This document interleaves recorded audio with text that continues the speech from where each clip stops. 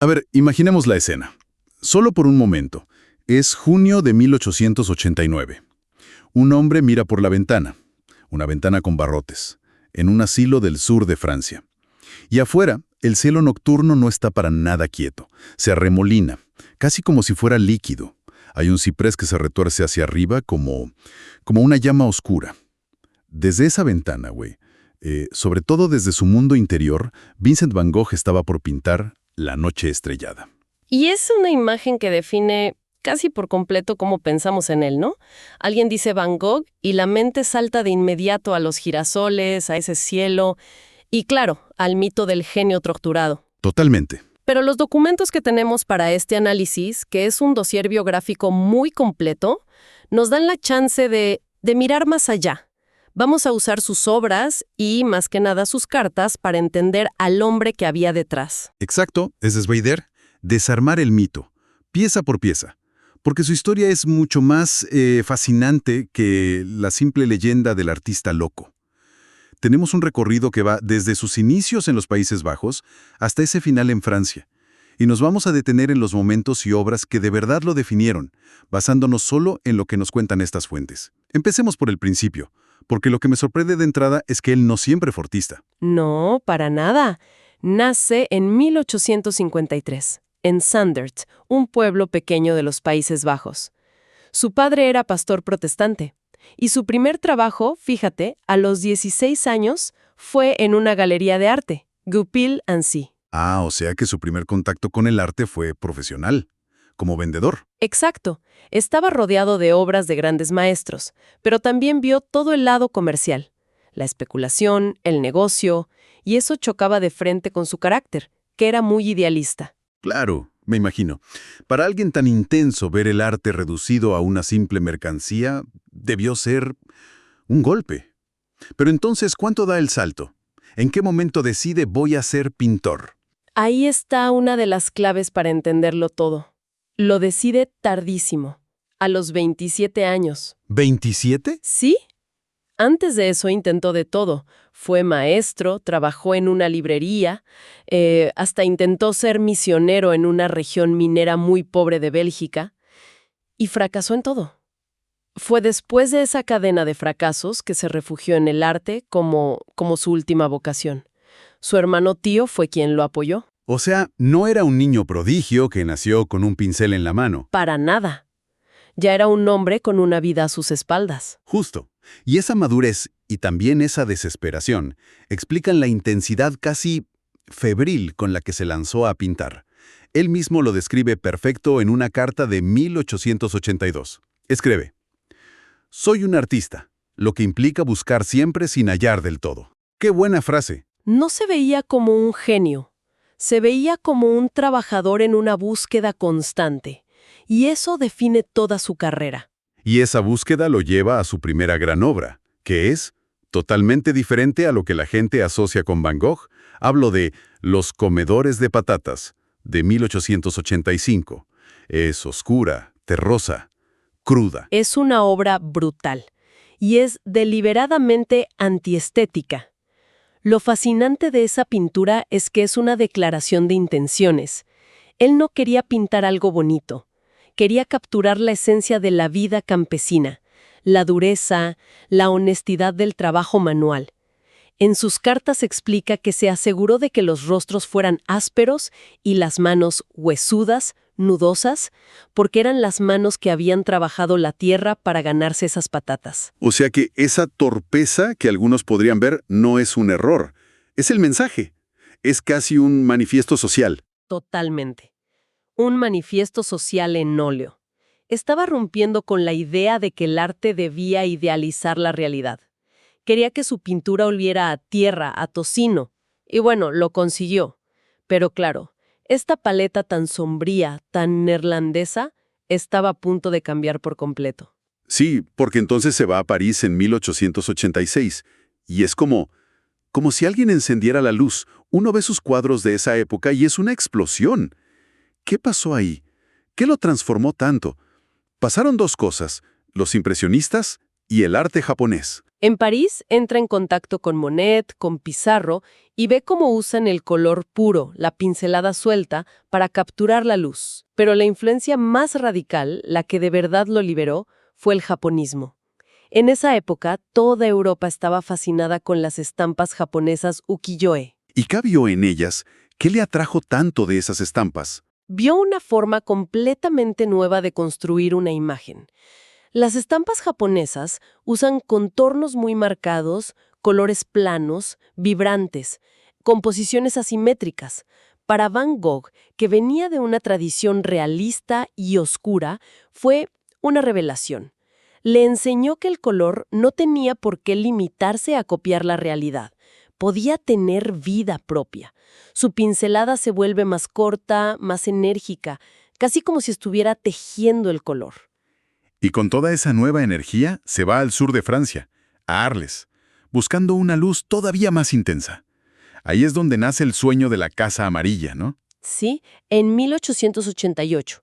La Casa Amarilla no era solo su estudio, era su gran proyecto utópico. Soñaba con crear una comunidad de artistas, un taller del sur, donde pudieran vivir y trabajar juntos. Era una idea, digamos, casi monástica, una hermandad del arte. Y para preparar la llegada del primer invitado, su amigo Paul Gauguin empieza a pintar. Y ahí es donde entran los famosos girasoles. Hay una frase increíble en una carta a Theo donde dice: «Pinto con el ímpetu de un marsellés comiendo bullabesa, nada más que grandes girasoles». Me encanta esa imagen. No está pintando flores, está devorando el lienzo. Se siente esa energía. Totalmente. Y no era solo decorativo. Los girasoles eran un símbolo de gratitud, de luz. Eran faros de color para darle la bienvenida a Gauguin. Y esa misma idea de que el color tiene una función emocional la lleva al extremo en otra obra maestra de ese periodo, El dormitorio en Arles. Cierto. A primera vista es solo su habitación. Pero los colores son extrañísimos. La perspectiva está distorsionada. Porque de nuevo no le interesaba la precisión fotográfica. En sus cartas él explica que usó los colores deliberadamente para expresar reposo o sueño. El violeta pálido de las paredes, el amarillo de la cama. Cada tono está elegido para evocar una sensación. Es lo que podríamos llamar psicología cromática. El arte ya no imita la vida, la interpreta. Exacto. Le da un significado emocional. Pero este periodo tan increíblemente creativo en Arles termina de la peor manera. Llegamos al episodio que todo el mundo conoce, pero que las fuentes que tenemos matizan bastante. La noche del 23 de diciembre de 1888, el incidente de la oreja. Sí, el clímax trágico de la Casa Amarilla. La convivencia con Gauguin, dos personalidades tan fuertes, con ideas artísticas tan distintas, se volvió insostenible. Tras una discusión muy violenta, Gauguin se va.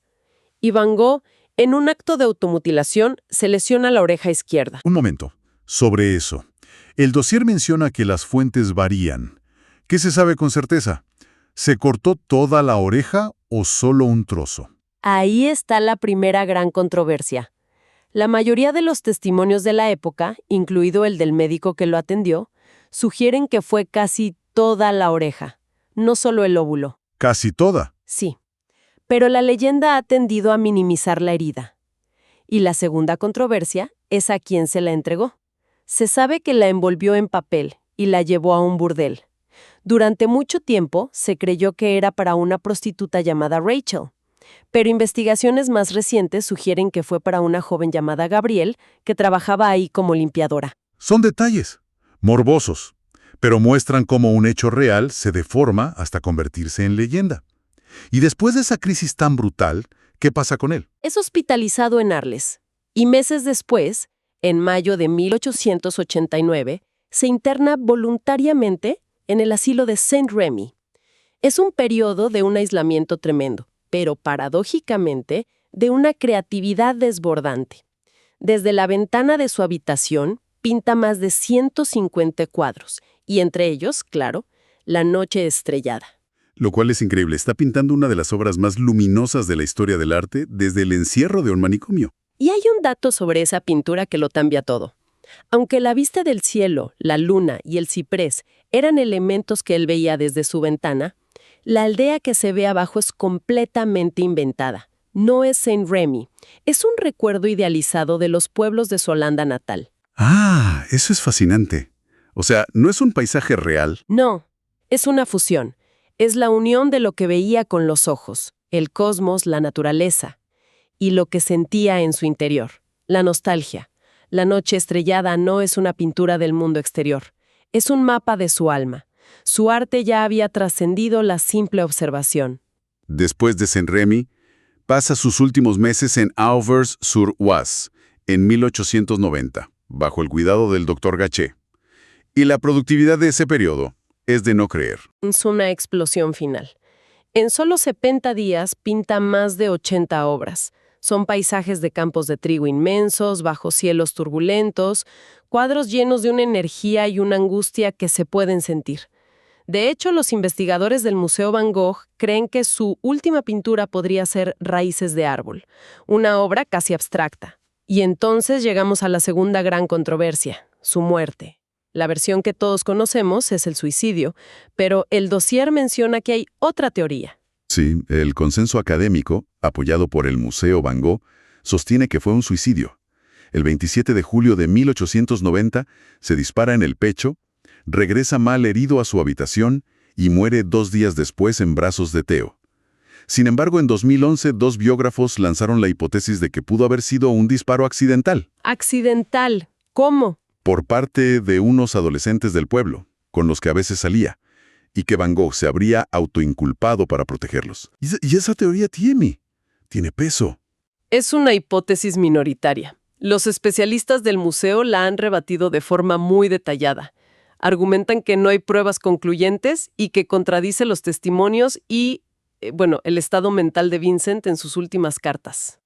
Así que, aunque es intrigante, la evidencia más sólida sigue apuntando al suicidio. Y aquí llega lo que para mí es lo más increíble de su historia. Después de todo esto, de pintar obras que hoy valen cientos de millones, de verdad que en vida no vendió casi nada. Se tiene constancia de una sola venta documentada. Una, El Viñedo Rojo, por 400 francos. ¡Qué locura! Fue un fracaso comercial absoluto. Su reconocimiento fue totalmente póstumo y aquí hay que darle todo el crédito a una figura clave, Johanna van Gogpanger, la viuda de su hermano Theo. Ah, claro.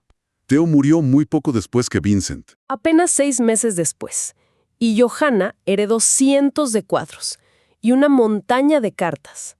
Y en lugar de venderlo todo, se dedicó en cuerpo y alma a preservar, catalogar y organizar exposiciones de la obra de Vincent. Y, crucialmente, fue ella quien editó y publicó las cartas. Sin ella, es muy probable que Van Gogh hubiera sido una figura mucho menor. Ella fue la arquitecta de su legado. Y esas cartas son la clave para entenderlo, ¿verdad? Son un tesoro. Las más de 2000 cartas que se conservan nos muestran a un hombre muy lejos del estereotipo del loco genial. Revelan a un intelectual que leía vorazmente en 3 idiomas, un trabajador metódico y un ser humano con una sensibilidad inmensa. Hay 2 frases suyas que lo resumen todo. Una vez, lo grande no sucede por impulso, sino como una concatenación de pequeñas cosas. Pura disciplina. ¡Wow! Y la otra, no hay nada más genuinamente artístico que amar a las personas. Eso desmonta cualquier mito. ¡Qué recorrido! Empezamos con los tonos oscuros de los comedores de patatas, pasamos por la explosión de luz de los girasoles y terminamos en la visión cósmica de la noche estrellada. Es la historia de un artista que nunca dejó de buscar. Y esa es la gran paradoja de Van Gogh. Se sintió un fracasado toda su vida, pero su obra abrió la puerta a casi todo el arte del siglo XX. El fauvismo, el expresionismo, ambos le deben casi todo a él. Su fracaso personal fue una de las victorias más importantes de la historia del arte moderno. Él mismo escribió que no quería pintar lo que veía, sino usar el color para expresar las pasiones humanas. Y eso me deja pensando en algo. Su legado nos invita a hacernos una pregunta. Si los colores pudieran hablar por sí solos, sin necesidad de representar una flor o una silla, ¿qué nos estarían diciendo hoy los amarillos de sus girasoles o los azules de su noche? Quizás nos hablarían de nuestras propias emociones, de nuestros anhelos más profundos.